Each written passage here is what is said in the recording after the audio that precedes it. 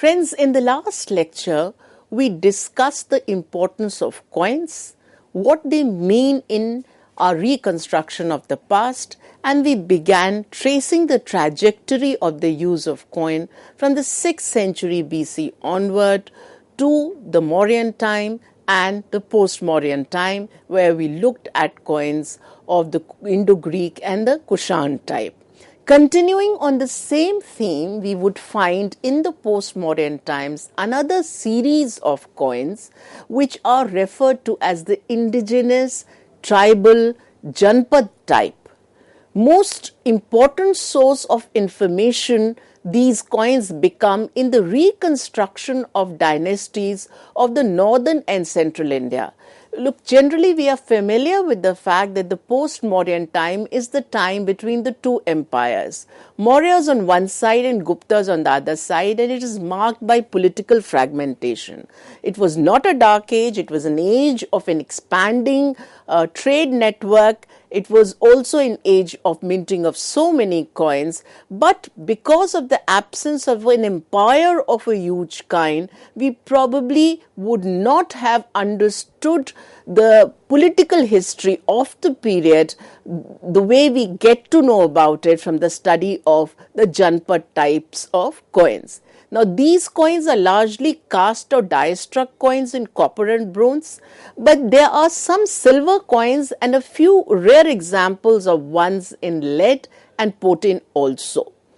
These coins are issued by chieftains, kings, and non-monarchical states, such as the Arjunayas, Udhalikas, Mallavas, Yodhyas.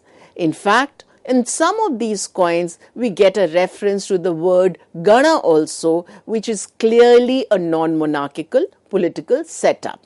Look at this picture. This is the picture of Yodhya coin, which is imitative of Kushan coinage and is ascribed to the period between the 3rd and the 4th century CE. You can see a martial figure out here, very much like the Kushan types. It's a silver coin. Now, what about coins in the Deccan? In the Deccan, the pre-Satvana coinage was followed by copper and silver coins of the Satvana kings. Rulers of this dynasty also issued coins of smaller denominational value made of lead and potin.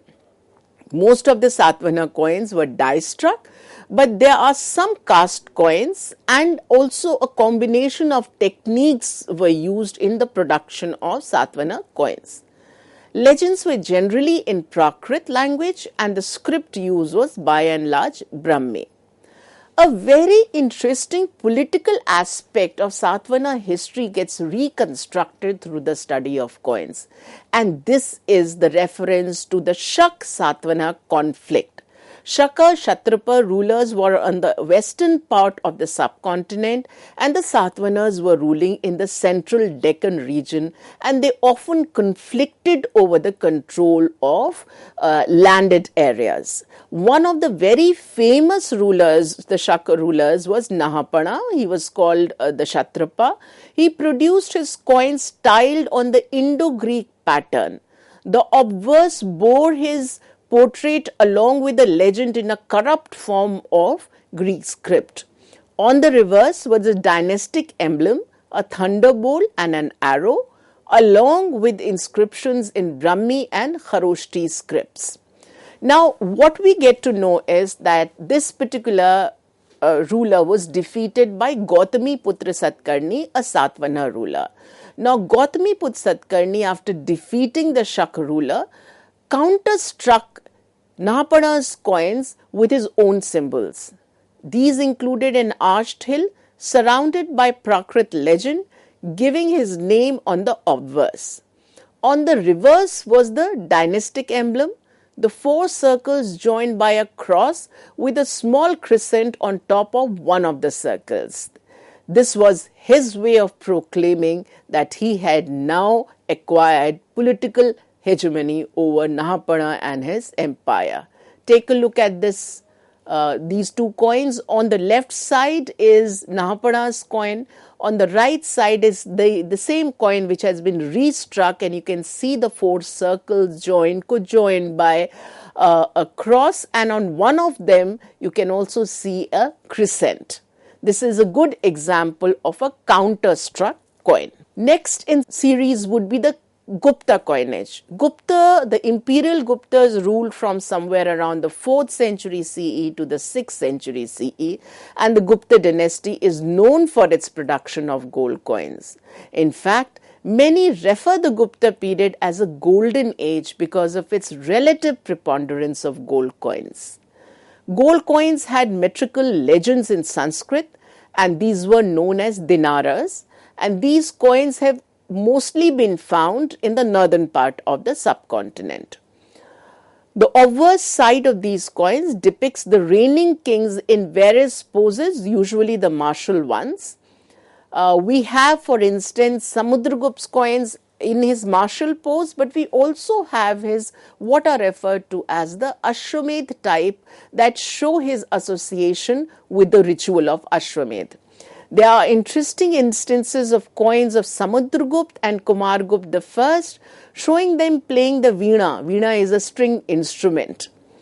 We also get to know about the religious affiliations of the rulers, which becomes evident from the religious symbols that can be seen on the coins. But there was a gradual decline in the metallic purity of the gold coins in the latter part of Skandagupta's reign, and we wonder, was this because of the decline in the trade or difficulty in procurement of gold for the production of coins? Look at this picture, friends. This is the picture of Samudragupta. On the left side, you can see him playing something like a veena, a harp, it could have been. Then we also know that Guptas issued coins not just in gold but in silver also. Coins in copper were relatively rare, indicating lesser monetary transactions in day-to-day life. Copper, lead, potina, these are the types of baser metals. If these are found in abundance, it means that the level of monetization of the economy is pretty high. Gold coins were generally used for long-distance trade.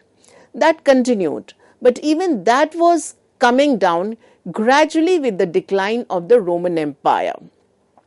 In one case, however, the gold coins come to our aid in establishing the identity of one of the rulers, Gupta rulers. His name is Ramgupta. In fact, the earliest references to Ramgupta came in a play written by Vishakh Dutt, the Sanskritist playwright. The title of the play was Devi Chandraguptam, which definitely mentions Ramgupta as the elder son of Samudragupta, who inherited the throne and practically traded off his wife Dhruvaswamini to the Shaka rulers who had defeated him. But at that point, Chandragupta intervenes, dresses up like Dhruvaswamini, goes to the camp, kills the Shaka ruler, comes out, probably kills the brother, and then also marries Dhruvaswamini. This is there in the play. So it could have been a fictional account of things. And for years together, Sanskrit playwrights and Sanskrit scholars would often think of this as just a fictional account. But especially so because the Puranas also don't mention Ramgupta in the Gupta lineage. However, in the beginning of the 20th century, some copper coins from Bhilsa, a place in Madhya Pradesh, bearing the name of Ramgupta were recovered, and these testified to his existence as a ruler for a while, or at least a contender for a while. So we get to know about the lineage of Ramgupta, and that is very important. This kind of information comes to us largely from the coins, which become a very important corroborative source in terms of establishing the identity, which was first vaguely understood through the play. The Puranas didn't have it, so one did not really believe that the play was actually a historical play. Look at this picture. This is the copper coin of Ramgupta. Around, I think if I am not mistaken, around 126 such coins have already been recovered. This is the Gupta coin of Kumargupta. these on the obverse and reverse, you can see that. Now, what about coins in the post-Gupta time?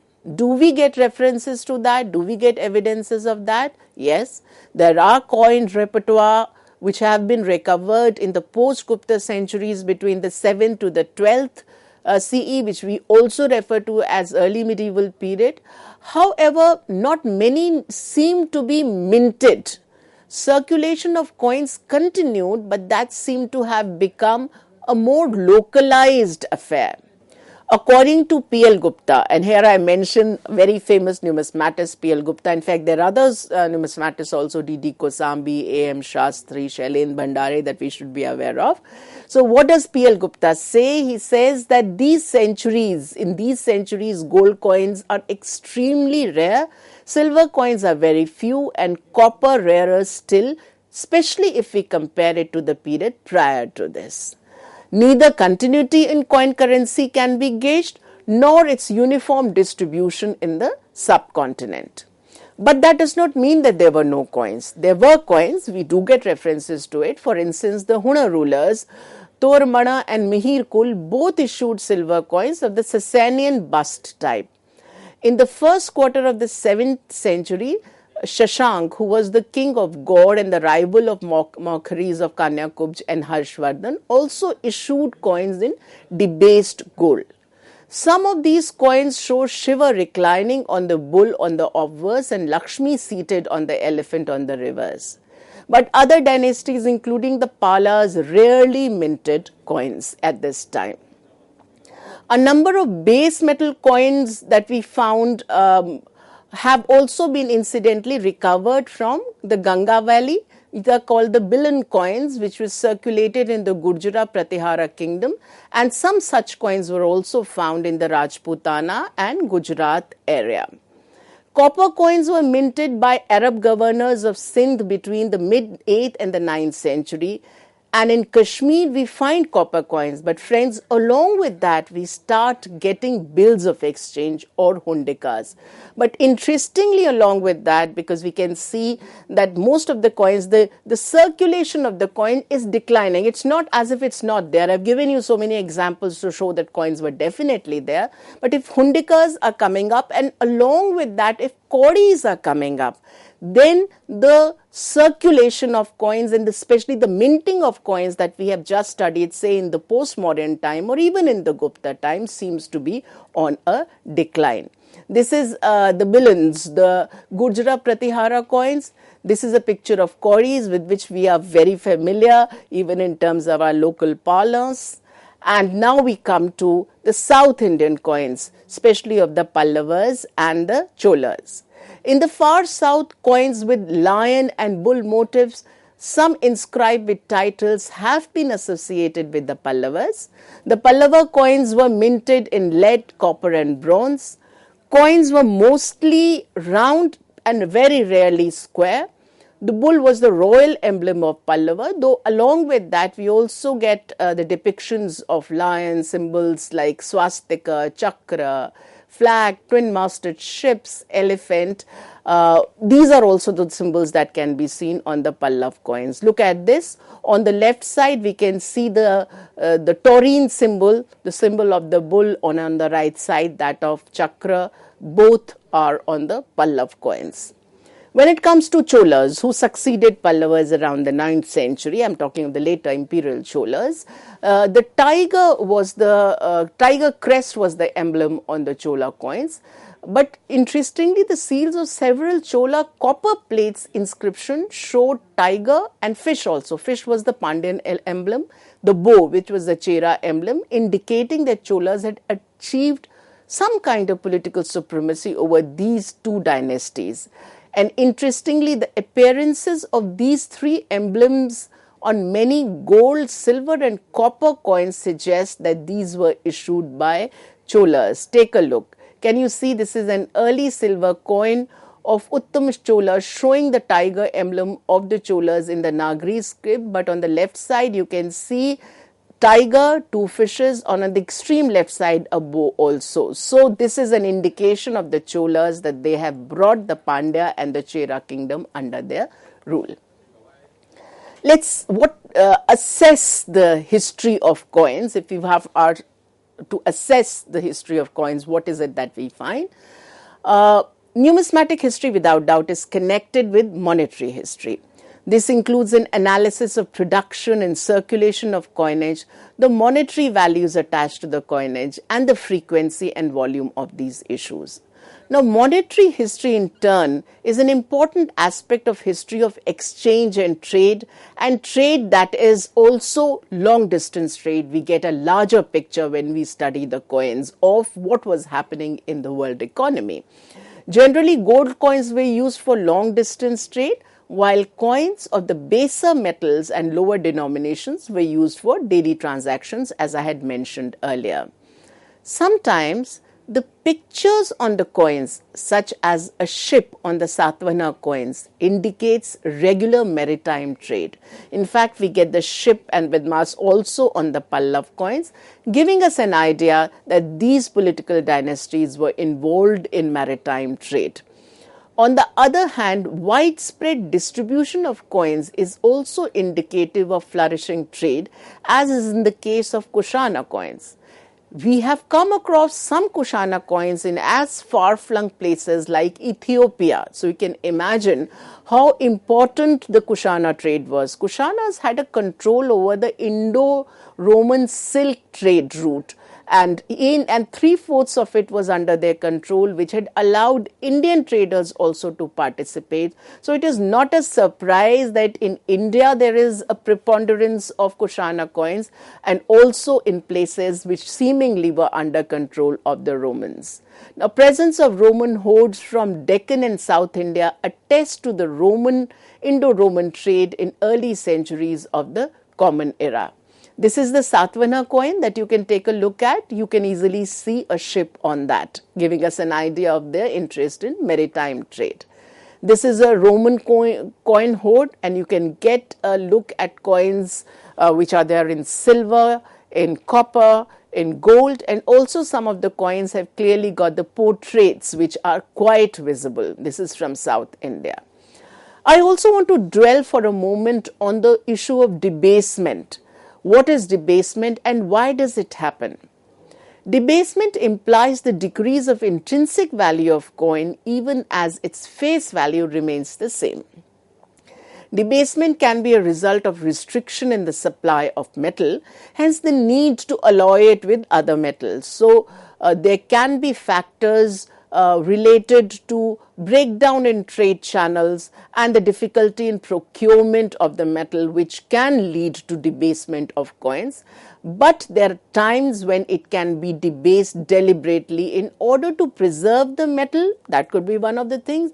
Or also this becomes a way for the ruler to show that he is confident of his political placing in a particular area. In this case, we have Vasudev Kushana reducing the content of gold deliberately to 48%, indicating that he can get the legitimacy with this also.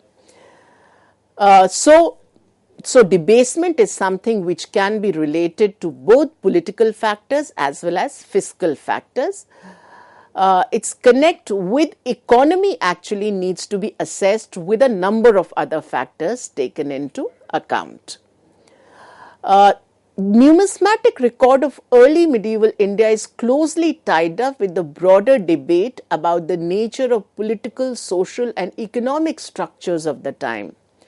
Paucity in the repertoire of coins and circulation of coins has stirred the debate whether Indian society and economy of the day had begun looking inwards as global trade snapped, and this is around the medieval time, post 6th century and so on. Was it the beginning of feudalism in India when constriction in long distance trade happened along with the tying up of the peasantry to the land? Or was it the day of flourishing of local and regional trade where even quarries could work as the medium of exchange? These are the questions that are being hotly debated by many scholars based on the numismatic evidence. Now we know that coins can also give us enough political information or information on the political systems of the day. Guild or city coins are suggestive of the importance and the possible autonomy of certain city administration in some areas. We know in Satvahan rule this definitely happened. The term Gana on the coins, say of the Yodhayas, the Mallavas, point to their non-monarchical polity. Sometimes coins give us the name of political heads, as I told you about the Demetrius line or the Indo-Greeks. We know that almost 30 Indo-Greek rulers, their names could be gathered only by the numismatic study, for which other references don't come up. So what I'm just trying to bring home is the fact that coins can be of such importance, relevance in political setup as well. Finally, we get some clues about the culture also from numismatic studies. We become familiar with legends on coins that give us information on the history of language and scripts. We know that Greek was very common on the Greek coins, also on the Shaka coins. Kharoshti is yet another script that was very well used.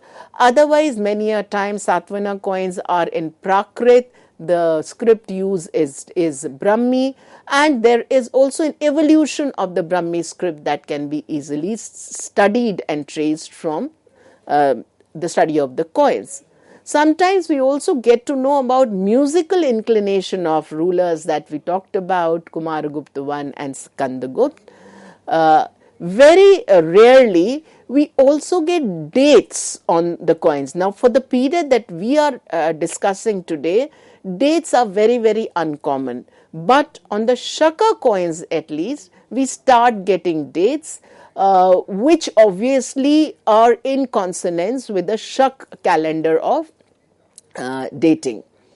So, in conclusion, friends, we can state with a certain sense of confidence that coins are a rich source for the reconstruction of early Indian history. These are primarily sources of economic history, but their value as contributors to the understanding of political, cultural, and language histories also needs to be assessed. Thank you.